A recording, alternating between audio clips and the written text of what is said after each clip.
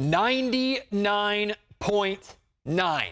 That is the percentage chance that the Sacramento Kings had to win tonight's game in Phoenix, up 22 points with just over 8 minutes remaining in the game.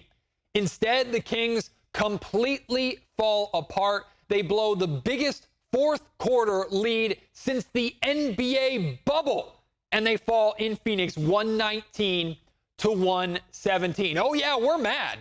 Oh yeah, we're disappointed. But mainly, we're disgusted right here on Locked On Kings.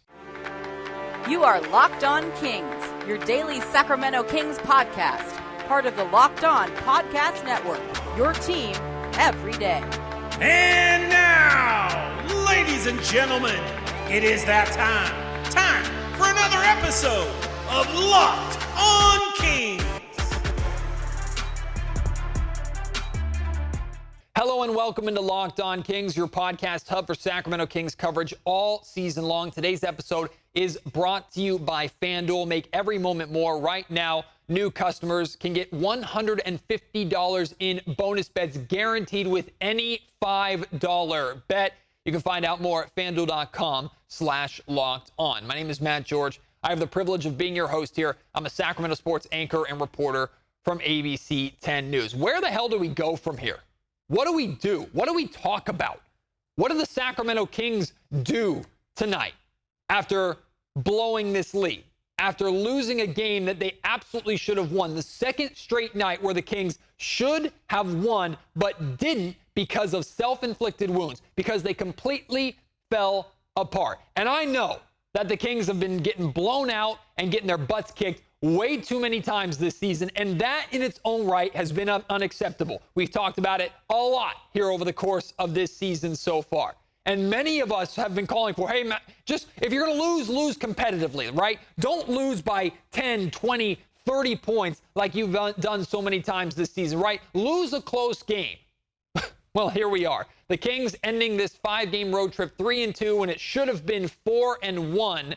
They lose to the Bucks in overtime because of missed free throws and Damian Lillard hitting a game-winning three. But maybe for some of you, that was an acceptable loss. To me, in a lot of ways, as much as the free throws pissed me off and pissed so many of you off, and we talked about it a lot after that game on Locked On Kings, as much as the free throw shooting was a problem, it felt like overall the fight from the Sacramento Kings in that game was much better. I talked a lot about how that offense looked like itself again. The Kings were playing their style of basketball again. They just so happened to be beat on the road, tough circumstances against a championship caliber team.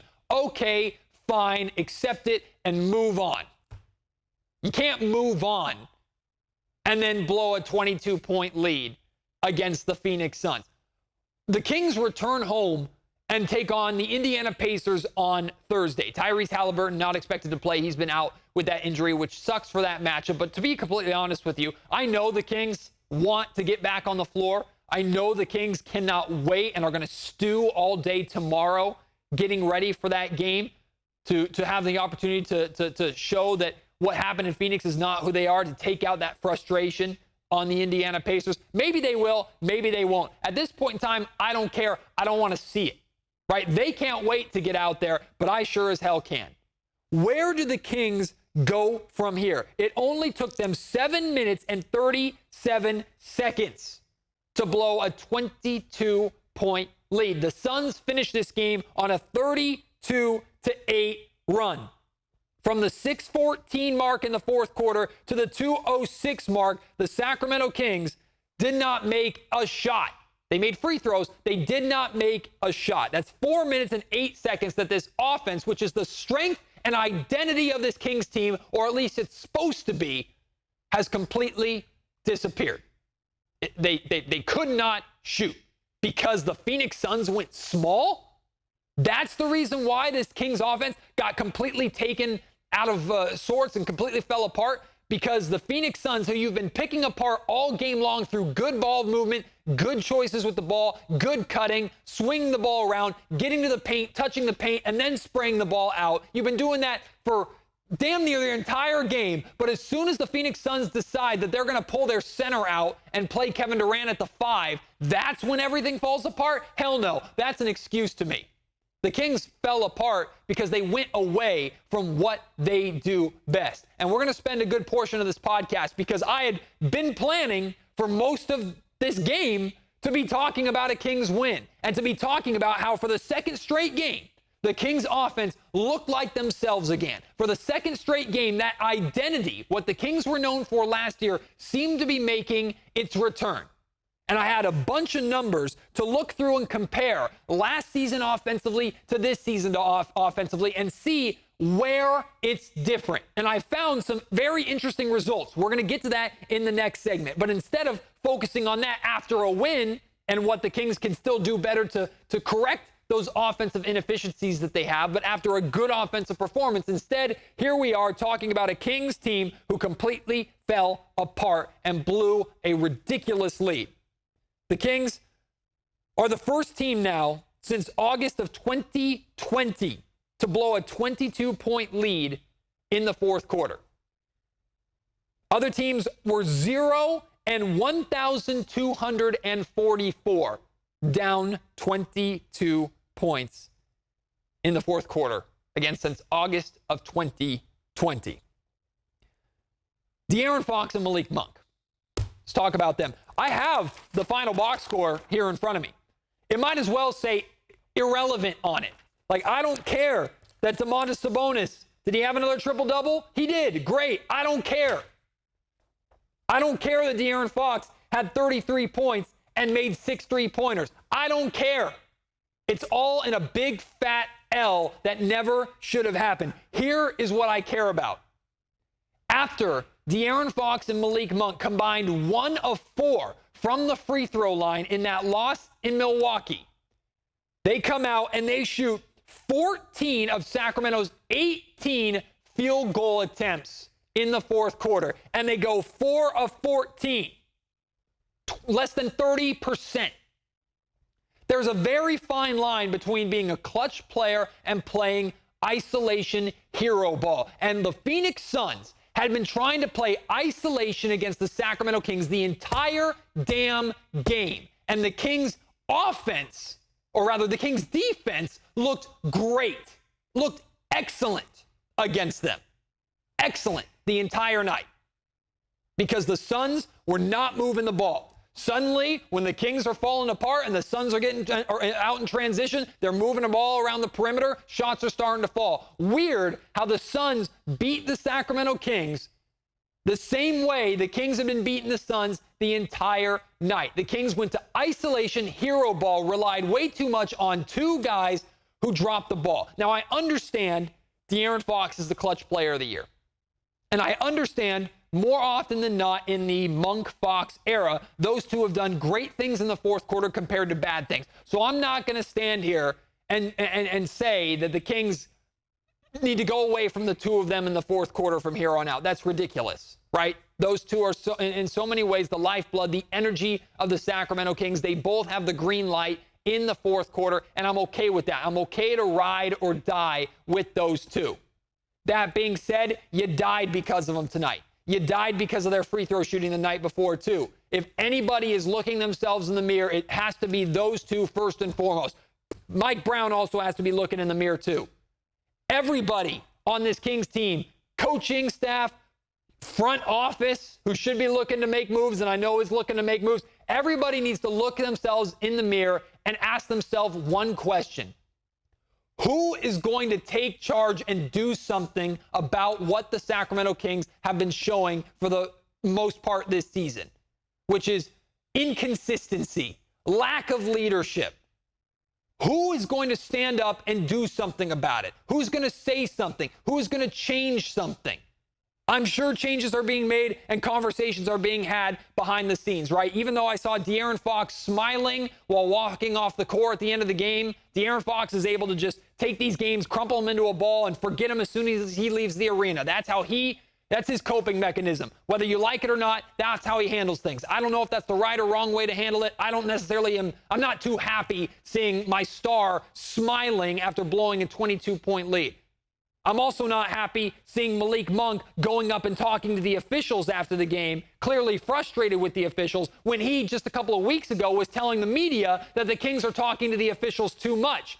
I don't want to hear anything about the officials after blowing a 22-point lead in the fourth quarter. And if you're frustrated with the foul call that De'Aaron Fox got against Kevin Durant drew a foul on Fox. He ended up hitting those 2 free throws that won the game for the Phoenix Suns. If you're mad about it, go back and watch the play again. It's a foul on De'Aaron Fox. And if you want to say, yeah, but Fox wouldn't have gotten that call on the other end of the floor, I don't care tonight. I don't care. Because De'Aaron Fox wasn't putting himself in a position to get that foul call by trying to attack the defense. He, Monk, everybody settling in the fourth quarter. Offense completely fell apart. So who is going to do something about it? Mike, De'Aaron, Domas, Monty McNair? I don't know if this is the low point of the season. If it is, you definitely can come back from it, right? It's not, you can't really say you're rock bottom when you're 23-17, right? The Kings are still in a fine position. In the grand scheme of things, this is just another loss. It's going to show up as a loss the same way all the other losses do, the same way all wins show up as wins, right? The context will eventually be lost. But what this team is dealing with, the issues that this team has, they continue to just be glaring, right? And they continue to make these mistakes or have these issues that show that they're not ready to get to where they want to be, which is great, right? And Mike Brown prepared us. He told us that jump from good to great is a lot harder than going from bad to good. If you didn't believe him then, hopefully you believe him now. That being said, Mike, you know how difficult it is. You know how to make that jump. You've done it before in your career. These players haven't, or most of these players, I should say, have not. Take control. Somebody take control. Respond. And don't just do it for 3 quarters. Don't just do it for a half. Don't just do it for a strong start. Do it for a complete game. Tonight, I thought was going to be that great response. And we've seen the Kings respond after bad losses before this season, only for 2 or 3 games later to fall right back into the same hole. When is the response going to be continuous? When are they going to respond well and continue to play well for a good stretch of time? That's what I'm looking for from this Kings team. Let's run through some of these numbers really quick. We're going to dive deep into numbers here, so if you don't like that, it might be a frustrating podcast for you. But the fourth quarter numbers compared to the first 3 quarters, right? The Kings turned the ball over 8 times in the fourth quarter. They turned the ball over only 6 times in the first 3 quarters. The Kings scored only 2 fast break points in the fourth quarter after scoring 12 fast break points in the first 3 quarters. They weren't getting out in transition anymore. And the Kings only had 4 assists in the fourth quarter after 30 assists in the first 3 quarters. They went completely away from what they were doing right. And here they are staring at another terrible blown loss. I saw some people comparing this blown loss to when they blew a big lead against the Brooklyn Nets at home when D'Angelo Russell led the Nets to a comeback victory over the Sacramento Kings in the Golden One Center. You know the difference between that loss and this one? That was a bad basketball team or a below average basketball team. This is a good basketball team. This is a team with the talent, with the expectations, and you're absolutely the ability to not make those mistakes and not have bad losses are going to happen to every team, right? Blowing a 22-point lead in the fourth quarter, that's not a bad loss. That's a complete and utter collapse. Like I said, I have a lot of numbers here, a lot of numbers to compare this Kings offense this season to their offense last season. Some things are surprising. Some things really jump off the page. I'll discuss those in the next segment.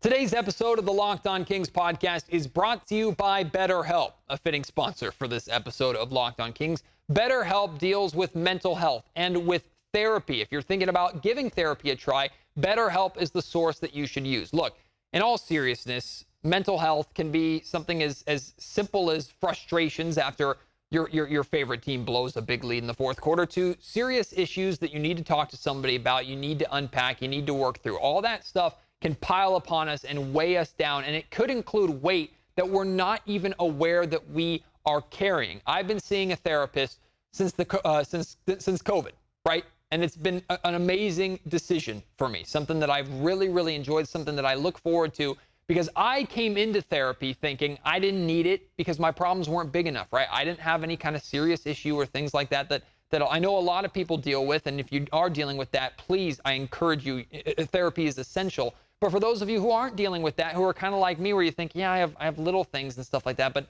it's not worth seeing a therapist, go and give it a try, because you'll be surprised how much it helps you talking about those things and how much there are deeper, bigger things behind those small, trivial things that are truly weighing you down. Give BetterHelp a try. Go to BetterHelp.com right now. You can give a therapy a try. You can look at all the different therapists that are out there. You fill up a brief questionnaire, and you can get matched with a licensed therapist and switch therapists anytime for no additional charge. It's entirely online, designed to be convenient, flexible, and suited to your schedule. I know we are all busy. That's why BetterHelp makes so much sense. Visit BetterHelp.com/LockedOnNBA today. Get 10% off your first month. That's BetterHelp, HELP.com/LockedOnNBA. Today's episode of the Locked On Kings podcast is brought to you by FanDuel. If you took the Kings money line tonight on FanDuel, I apologize. Normally the action is a lot better and your nights on FanDuel are a lot more fun than what tonight was in that case. But with the NFL playoffs in full swing, plus we're deep into the trenches of the NBA season, it is the best time to get involved with FanDuel, America's #1 sportsbook. Right now, new customers get $150 in bonus bets after placing a $5 bet, guaranteed, no matter what. So you put $5 down on whatever you want to put it down on. If you win, great. If you lose, doesn't matter. Here's $150 in bonus bets that you're getting on top of your winnings or your loss, no matter what. And you can use that $150 to do live same-game parlays. You can go to their new Explore tab to find fun and unique bets on a daily or nightly basis. You can make a parlay in their Parlay tab, which is where you can find all the fun and active parlays that a lot of other players are making around the world, and more. Visit FanDuel.com/LockedOn and make your first bet a layup. FanDuel is an official sponsor and partner of the NFL. Last season, the Sacramento Kings' identity was their offense. They had the statistically best offense in NBA history. Highest offensive rating, most points per game scored. To put that into context, the Kings scored 120.7 points per game last season. They had an offensive rating of 118.6. This year, their scoring is down from 120.7 to 118.2. It's only 2 points, but that's still a decent drop-off. Their offensive rating is down from 118.6 to 116.3. They're now 8th in scoring, 14th in offensive rating. They've gone from the best to still pretty good and middle of the pack offensive rating-wise. There's been a drop-off with this Kings team. The offense has been their identity, and as they've looked to improve the defense, they've sacrificed a little on the offensive end, and sometimes maybe sacrificed a little too much. But I did a deep dive on the numbers to try and figure out why or where offensively the Kings are just not holding up to what they did last season. And to be honest with you, I was less surprised by the areas where they're struggling and more surprised by the majority of areas statistically that they're either slightly worse, slightly better, or around the exact same. A lot of numbers are pretty perplexing. The Kings offense, eye test wise, it just feels like they're not nearly as good as they were last year, right? But in so many ways, they're almost the exact same. For context too, a lot of the Kings' struggles, I think, also come from the fact that so many other teams offensively are just playing and shooting and scoring at a historic level right now. Again, for context, the Kings 120.7 points per game and 118.6 offensive rating. That was the highest in NBA history. There are 7 teams with higher offensive ratings right now than the Kings had last season. 7 teams. Just goes to show offense continues to be at a premium. Offense just keeps going up, up, up, up, up in the NBA. Scoring has never, ever been better in this league. So that's definitely part of it. But let's dive into some of these numbers. The Kings shooting percentages across the board in terms of zone, we're talking like within 5 feet, 5 to 10 feet, 3-point range, whatever.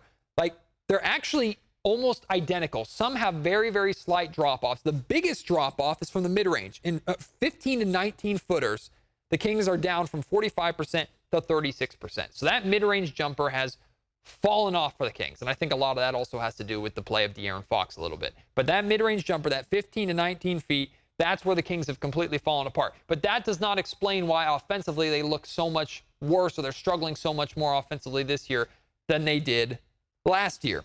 But again, numbers very similar. The Kings are 19th in catch and shoot percentage this season. They're 37% in catch and shoot, and they generate a lot of catch and shoot opportunities, near the top of the league in catch and shoot opportunities because of Mike Brown's offense and the way they attack the basket, attack the paint, get those paint touches, and spray to shooters. That is what Mike Brown, it's a pillar of Mike Brown's offense, right? So there are a lot of catch and shoot opportunities generated for this Kings offense. Their shooting percentage is at 37%, which is 19th in the league. So the bottom half of the league.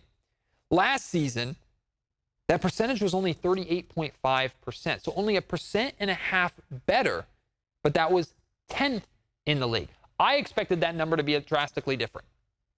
Right, going in, I was like, okay, there's going to be like a 3-4% drop off at least with catch and shoot percentage for Sacramento, because it feels like they're just missing so many more open catch and shoot looks this season compared to last year, right? The DHO game between Sabonis and Kevin Huerter, for example, is just not working as much. Or Keegan Murray's not taking as many catch and shoot threes because he's now trying to create for himself and put the ball on the floor and attack the basket.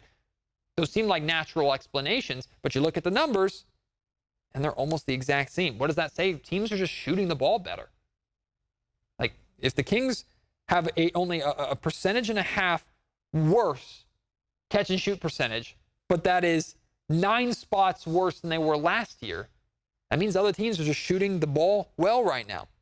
And then there's pace, right? Wow, this Kings team, they need to play fast. They love to play fast, right? It doesn't feel like the Kings are playing as fast as they should be this season. Their pace numbers are nearly the same. The Kings were 11th, or are 11th in pace this season at 100.2. That is their pace. They were 12th in pace last season at 100.9. So their pace number last season was a little bit better, but they were actually worse or lower last season than they were this season. Again, those numbers are so close, it's inconsequential. You can't point to that as, oh, okay, the Kings are playing at a slower pace. That's why offensively they're struggling. No, the pace is almost the exact same. It's fine. Well, what about, how much have we talked about? Man, the Kings are just too reliant on three-point shooting, right? They're shooting too many threes. That's got to be one of the reasons. That's what I thought. So I looked that up. The Kings are 44% of the field goals that the Sacramento Kings are shooting are from three-point range. 44%. Kind of feels like a lot, right? That's the 4th highest in the NBA. That's only 2% more than last season. So yes, they're shooting more three-pointers this season, but barely. Like a couple more per game. And last season, they had the highest percentage of three-pointers shot in a game, the 5th highest in the league compared to 4. So they're only barely up.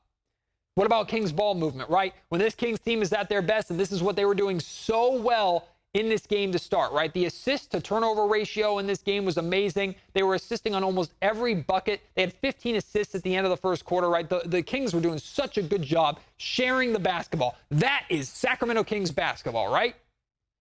The Kings lead the league this season in passes. So they're passing the ball more this year than they ever did before. That's certainly not a bad thing, unless they're passing up too many good shots, which I don't think this Kings team is doing.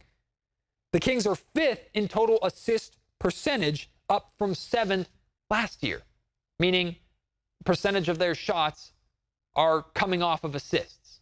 Percentage of their made shots are coming off of assists. So that's not different either. The passing is better than it was last year. So why, offensively, is this Kings team worse? I found the 2 big differences. And they don't include a significant difference that everybody knows, free throw shooting, right? The Kings' free throw shooting is down from 79% to 73% as a team, right? Completely fallen off, right? They're bottom of the league in free throw shooting percentage, and we know that killed them Sunday night against Milwaukee. Their free throw shooting attempts are also down 25 to 22. They went from 7th in the league in free throw shooting attempts per game to 20th in the league. So they're not getting to the line as much either. You want to blame the officials for that, that's fine, whatever, I don't really care. Like, it doesn't matter if they're getting to the line or not, they're not making them at the line. That's not the biggest difference. Here are the two biggest differences. These are the two main things that I found that is holding Sacramento's offense back compared to last season.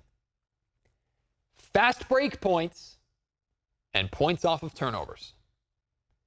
When the Kings create stops and create turnovers, this team looks very, very good. Tonight, they were doing that, right? They were getting out in transition. This Kings team is damn near unstoppable when they get out in transition. Really, really good. They have gone from 14.9 fast break points per game to 10.7.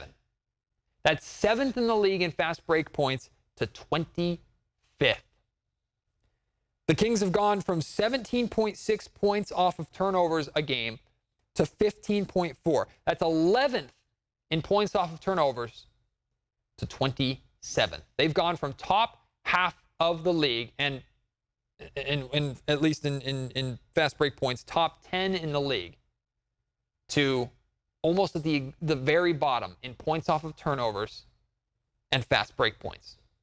This Kings team is not playing to one of their primary strengths because their defense, even though they're focusing more on their defense and their defensive numbers have slightly improved, they're not getting enough stops and generating enough opportunities in transition to be as good and as dynamic and deadly offensively as they were last season. So if the Kings are looking for something to work on, I mean, there's a million things this Kings team has to work on, but if they're looking for something to work on between tonight's terrible loss and hopefully redemption on Thursday against Indiana, maybe that's what you should be looking at. Again, fast break points and points off of turnovers, the two biggest areas of drop-off that I have found other than free throw shooting for this Kings team statistically this season. I know defense is important. We've talked about this many times. The defense is definitely important for the Kings. Their defense needs to be better. They need defensive help, sure. But offensively, that is the primary strength of this Kings team. And just like we saw in this fourth quarter, when the Kings offense falls apart, when the Kings offense cannot score, this entire team completely collapses. They look like a shell of themselves when they cannot score. That's what they need to fix first before trying to salvage something defensively with this roster.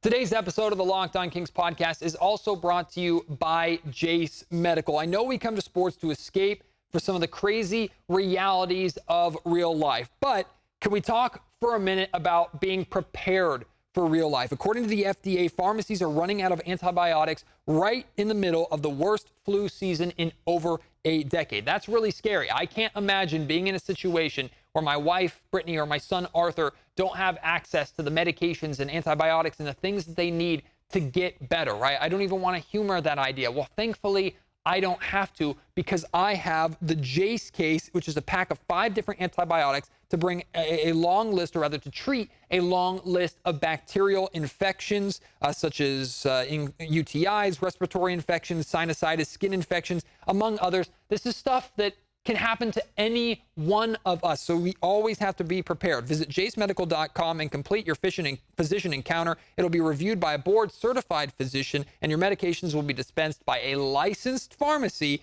at a fraction of the regular cost. It's never more important to be prepared than it is right now today. Go to jasemedical.com and use our code LOCKEDON to get $20 off your order.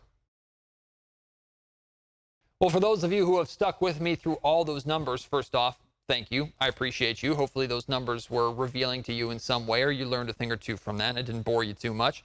But let's talk about something different. Let's talk about something that I know a lot of you have already been talking about before tonight's game. And now after tonight's game, you're probably talking about it even more. That's that this roster needs help. right? I still don't know if a major, massive Kings move is coming, but I know Monty McNair was in the Footprint Center or whatever it's called. He was there tonight. He watched. He's been watching what's been happening far too often with this Kings roster. He knows that changes need to be made, right? Now, we've heard the Kings involved in rumors. We heard the sweepstakes for the Pascal Siakam situation. Like, the Kings are definitely active. They're looking, and many expect the Kings to make some kind of move. Well, the most recent name that the Kings have been tied to that I've seen is Atlanta Hawks center Clint Capella. I think that's a player that makes a lot of sense for the Sacramento Kings for two reasons: rim protection and rebounding. The Kings need rim protection. They have none of it on this team. Malik Monk leads the Kings in block shots. Tells you everything you need to know. This Kings team needs rim protection. They absolutely do not have it. Clint Capella helps with that. Plus, it's never a bad thing to have more rebounding. As much as Domantas Sabonis has been a vacuum on the boards, that's great. Mike Brown has been asking far too many times for everybody not named Sabonis to grab more rebounds. Capella certainly helps with that problem. But speaking of Sabonis, there's a natural concern of, Matt, if you go out and get Clint Capella, are you moving Domantas Sabonis to the 4? Can Sabonis play the 4? Can Sabonis guard the 4? Does that make sense? Is that worth it? Well, here's what I'll say. Offensively, I'm more concerned about it than defensively. Defensively, I think a combination of Capella and Sabonis, with Capella protecting the rim and protecting the paint, and the heavy switch offense that the Sacramento Kings already, or defense, I should say, that the Sacramento Kings already run, I don't think defensively it would be that bad. Maybe I'm wrong. I just don't think so. Offensively, I'm a little more concerned about the spacing, right? Because Clint Capella, he doesn't shoot threes, like, at all. Like, he doesn't even attempt them. He's not a three-point shooter. So how does that impact and affect Sabonis? I still think you absolutely can and do run the offense through Domantas Sabonis a lot of the time. And Sabonis is probably going to have the more opportunity to shoot more threes. In fact, he would need to. Sabonis this season is shooting 40.9% from three-point range. It's good. He was shooting 37% from three-point range last season. I'll definitely take that. The problem is, both this season and last season, Sabonis is averaging 1.1 three-point attempts per game. I, for one, am okay with Sabonis shooting more. I think it's okay for Domantas Sabonis to shoot 3 three-pointers a game. And if he makes 1 of 3, you live with it. But he's more than capable of making 2 of 3. And if he makes 0 of 3, okay. Like, I'm willing to let that ride for a little while. But hey, maybe Clint Capella is not the guy that you're looking for. Maybe you're looking for a bigger swing. Maybe you're looking for like a Jeremy Grant. Maybe you're looking for a Kyle Kuzma. Maybe you want the Kings to get back involved in the Siakam sweepstakes. Siakam apparently is garnering interest from the Indiana Pacers, and apparently multiple first-round picks. Like 3 first-round picks are involved and on the table. I don't know if I would do that, but there's certainly a big risk with Siakam. I don't think that's the right move for the Sacramento Kings. And if we're talking about throwing 3 first-round picks at guys, I know a guy that I would be willing to throw 3 first-round picks at. Mikal Bridges from the Brooklyn Nets. This is not something that I just came up with off the top of my head. I've had a conversation with the Locked On Nets podcast about this. We have an agreement to a deal. So coming up on the Locked On Kings podcast tomorrow's episode of Locked On Kings, to kind of forget about what's happening on the court for a little bit and talk about moves that can change things off the court. Because if the Kings landed Mikal Bridges and added him to this Kings core, I think that would do wonders for this team and this roster overall. If the Kings were able to do that, that'd be pretty incredible. So forget what happened tonight. We'll put that in well, we can't really, but we'll at least put that on hold for a little bit until Thursday. And we'll focus off the court. Locked On Kings and Locked On Nets coming together tomorrow to talk about a potential Mikal Bridges trade and what that looks like. We'll discuss that, so I hope you will join me on the next episode of Locked On Kings. As for right now, though, in between now and then, here's your opportunity to vent. Say what you got to say. Hit me up on Twitter at MattGeorgeSack. Email me, mattgeorgesports@gmail.com. Let me know in the comment section down below. I read them all. I try to respond to as many as I possibly can. Send me what you're thinking. You just listen to me ramble and spew my nonsense for the last 30 minutes or however long it's been. It's your turn. What do you want to say? Get it off your chest. Let's talk about it. Hit me up again at MattGeorgeSack on Twitter. Email me, mattgeorgesports@gmail.com, or leave your thoughts in the YouTube comment section down below. As for now, tonight, ending a bad night on a sour note. It is what it is. Just another night in the NBA. Hopefully one this Kings team can respond from. We all need a good night's sleep, I think, after tonight. Appreciate your support. Can't wait to have you join me on the next episode. Until then, my name is Matt George. You've been listening to Locked On Kings, part of the Locked On Podcast Network.